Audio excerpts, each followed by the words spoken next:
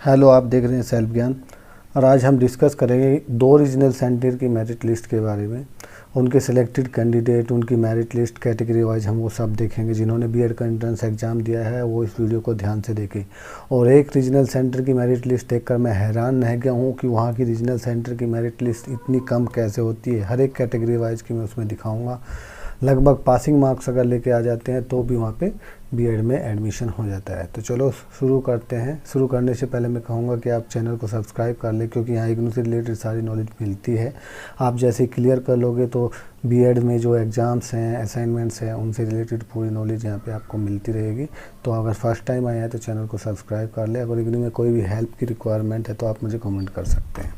तो चलो शुरू करते हैं। तो जो सबसे पहला हम गुवाहाटी रीजनल सेंटर की मेरिट लिस्ट के बारे में बात करेंगे। तो गुवाहाटी का क्योंकि मैं इसलिए बनाया हूँ, कल मैंने जो वीडियो बनाया था उसमें कमेंट काफ़ी आया कि भाई गुवाहाटी की क्यों नहीं बता रहे, गुवाहाटी की क्यों नहीं बता रहे। तो चलो मैं गुवाहाटी की भी बता देता हूँ। तो ये सेकंड मेरिट लिस्ट है। इससे पहले जो कैंडिडेट है वो सिलेक्टेड हो चुके हैं, तो इसी से आप अंदाज़ा लगा सकते हैं। यहाँ पे सेकंड और थर्ड मेरिट लिस्ट मैं आपको इसकी दिखाऊँगा।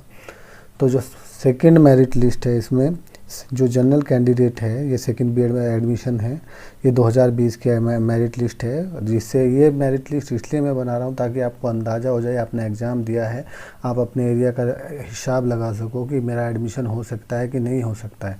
तो इन्होंने जो मेरिट लिस्ट है ये सेकंड वाली है, तो 67 से 66 के बीच में इन्होंने क्लोज कर दिया। अगर जनरल कैंडिडेट है 67 या 66 आते हैं तो आप कन्फर्म की कैटेगरी में आ जाओगे, ठीक है। उसके बाद ओबीसी कैटेगरी जो है वो 62 या 59 तक जो है, आप अगर आपके मार्क्स आते हैं, आप गुवाहाटी से हैं, 62 से 59, इससे पहले वाले पहली लिस्ट में जा चुके हैं, यानी कि 59 तक भी आपके नंबर आते हैं तो आप एडमिशन के हकदार हैं। उसके बाद ये टाई केसेस वाले कुछ कैंडिडेट दिए हुए हैं, ठीक है। तो ये भी गुवाहाटी में जिसके नंबर सेम आ जाते हैं तो फिर उनको काउंसलिंग के लिए बुलाते हैं। किसी का कुछ अप डाउन होता है, किसी का एज अप डाउन होता है, जिसकी एज पहले है, जिसका नाम पहले है, और किसी के जो डॉक्यूमेंट्स में कुछ कमी निकल जाती है तो फिर उसमें उसको ऊपर प्रेफरेंस दे दी जाती है। तो उसके बाद जो है ये जो है एससी कैटेगरी की मेरिट लिस्ट है। 56, 54 तक अगर आप number as a SC candidate लेके आते हैं, ठीक है, तो आपके इसमें गुवाहाटी रीजनल सेंटर से आप सिलेक्टेड हो सकते हैं। उसके बाद ये टाई केसेस के हैं, गुवाहाटी रीजनल सेंटर के ये टाई केसेस हैं। उसके बाद जो है एसटी कैंडिडेट के बारे में बात करेंगे।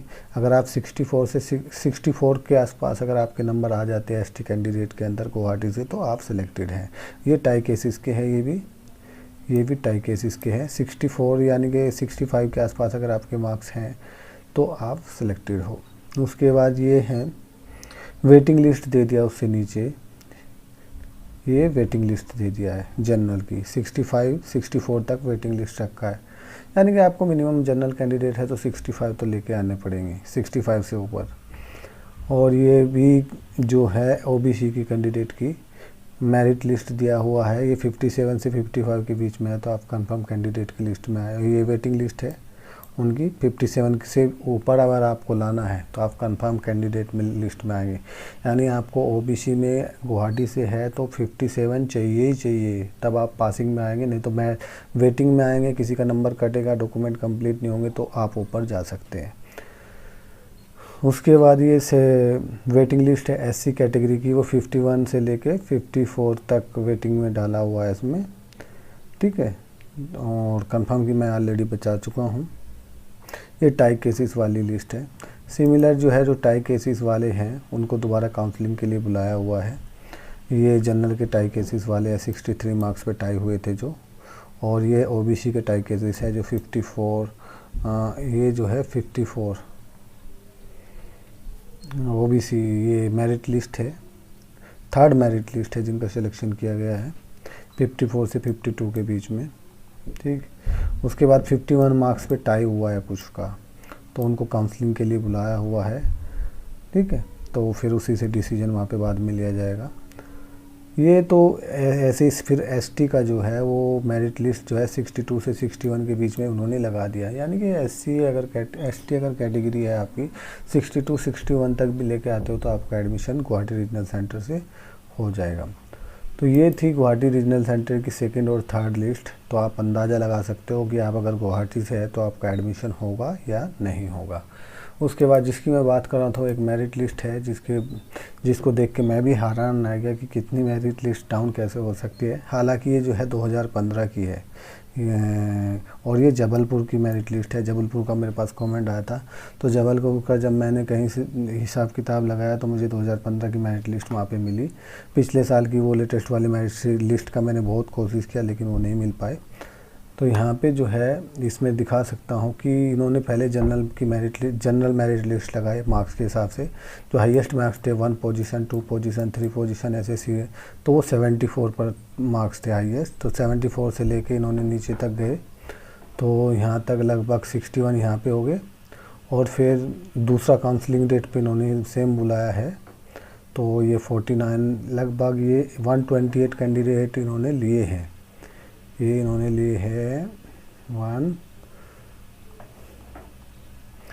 इन्होंने ली है 163 कैंडिडेट। 55 तक इन्होंने जो है जिसके मार्क्स 55 तक है उनको एज ए सेलेक्ट कर लिया जनरल मेरिट लिस्ट के अंदर, ठीक है। तो उसके बाद वेटिंग लिस्ट शुरू हो गया जनरल मेरिट लिस्ट की। यानी कि अगर आप जबलपुर से हैं, जनरल मेरिट में भी आपको 55 तक लेके आ जाते हैं तो आप जो है कंफर्म कैंडिडेट की लिस्ट में आ जाओगे। अगर आपको वेटिंग लिस्ट है तो फिर 54 से वहाँ पे वेटिंग लिस्ट शुरू हो गया था। तो ये वेटिंग लिस्ट जब 54 से शुरू किया काफ़ी नीचे तक गया, 50 यहाँ तक गया, ये 52 तक गया। 54 से लेके 52 तक फिर जनरल की वेटिंग लिस्ट को दिया। 234 कैंडिडेट यहाँ तक हो चुके थे। उसके बाद आपको समझ में आ गया होगा। उसके बाद अगर आप एससी कैटेगरी से है तो उसकी मेरिट लिस्ट 51 से शुरू हुई एससी कैटेगरी की। तो 51 से लेके ये काफ़ी कम तक गई है, इसीलिए मैं बोला था 41 तक गई है। 41 अगर आप एससी कैटेगरी से हैं, जबलपुर से हैं, तो 41 तक भी अगर आपके मार्क्स आ रहे हैं तो आप सिलेक्टेड कैंडिडेट की लिस्ट में आ जाओगे। ये लगभग वही हर साल का हिसाब किताब लगभग वही रहता है। इस वीडियो का बनाने का मकसद ये है ताकि आपको पता चल जाए कि आपका जो है जो रिज़ल्ट अभी आने वाला है लगभग इस महीने में आने की पूरी संभावना है। तो जो 11 अप्रैल को आपने दिया था तो काफ़ी नीचे है, 41 तक है। वहीं फिर अगर एससी की वेटिंग लिस्ट की बात करें, वेटिंग लिस्ट भी देख के आप हैरान रह जाओगे।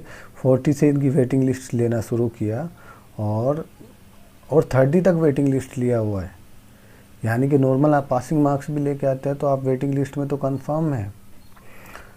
और उसके बाद जब आप एसटी कैटेगरी की बात करोगे तो आप 51 वहाँ पे टॉप है, 51 से उनकी मेरिट लिस्ट लेना शुरू किया और 46 तक मेरिट उनकी लग गया है। 46 तक मेरिट लेने के बाद 45 से उनका एसटी कैटेगरी का वेटिंग शुरू हुआ और 44 तक क्लोज हो गया। यानी कि 44 तक भी आते हैं तो आप वेटिंग लिस्ट में कम से कम आ जाते हो जबलपुर रीजनल सेंटर से। उसके बाद एसटी कैटेगरी की बात करोगे तो ये वेटिंग लिस्ट 43 से लेके और 40 तक इसकी भी वेटिंग लिस्ट है। एसटी में भी है, 40 तक भी नंबर आते हैं तो भी वेटिंग लिस्ट में आप हैं। और इसके बाद फिजिकली हैंडीकैप तो आप हैं, अगर आपने सर्टिफिकेट लगाया है तो आप 31 तक भी लेके आ रहे हैं तो आपके मार्क्स आप सिलेक्टेड कैंडिडेट्स में हैं। 51 से लेके 31 तक लग चुका है फिजिकली हैंडीकैप का जबलपुर से। और वार विडोज हैं तो आप 31, 2 ही वार विडोज ने एप्लीकेबल दिया होगा, दोनों सिलेक्टेड है। 31 या 30 मार्क्स भी लिए हैं, पासिंग मार्क्स हैं वो उनके लिए, और तो उनका भी एडमिशन होना ही होना है।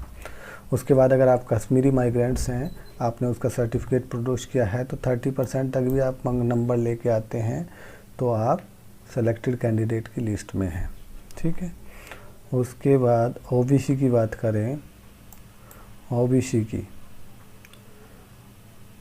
तो इसकी 51 से शुरू हुई है, ठीक है। 51 से जब इसको नीचे तक लेके आएंगे 51 से तो 47 तक है। ओबीसी में अगर आप 47 तक लेके आते तो सिलेक्टेड कैंडिडेट की लिस्ट में है। और अगर वेटिंग लिस्ट में जाना है ओबीसी की तो वो 46 से शुरू हुई है और 45 तक क्लोज हो गई है, ठीक है। नहीं, 45 तक क्लोज नहीं है, और भी है, 44 तक लगभग क्लोज हो चुकी है। तो ये थी काफ़ी बड़ी लिस्ट है। तो इस लिस्ट को जबलपुर वाले को तो देख के मैं भी हैरान हो गया। आप मुझे कमेंट करके बता सकते हैं कि जबलपुर की मेरिट लिस्ट बहुत डाउन जाती है और राजस्थान की मेरिट लिस्ट बहुत हाई जाती है। एक एक मार्क्स पे उनका पूरा कट ऑफ कंप्लीट हो जाता है, 2-2 मार्क्स पे। तो मुझे बताएं कि ऐसा कैसे है और आपको इसका क्या रीज़न लगता है। तो आशा करता हूँ ये वीडियो आपके लिए अच्छा होगा। तो वीडियो को समझें और मुझे बताएं कि आपको किस रीजनल सेंटर की मेरिट लिस्ट देखना है, तो मैं उसके ऊपर एक वीडियो बना दूंगा। चैनल पे फर्स्ट टाइम है तो सब्सक्राइब कर लें ताकि फ्यूचर की अपडेट आपको सबसे पहले मिले। बेल आइकन को पक्का प्रेस कर लें और जो एग्ज़ाम होने वाले हैं उनके बारे में इम्पोर्टेंट क्वेश्चन अपडेट किए जा रहे हैं, आपको उनकी वीडियो जल्दी मिल जाएगा। आशा करता हूँ ये वीडियो काफ़ी अच्छा रहा होगा आपके लिए। Thank you.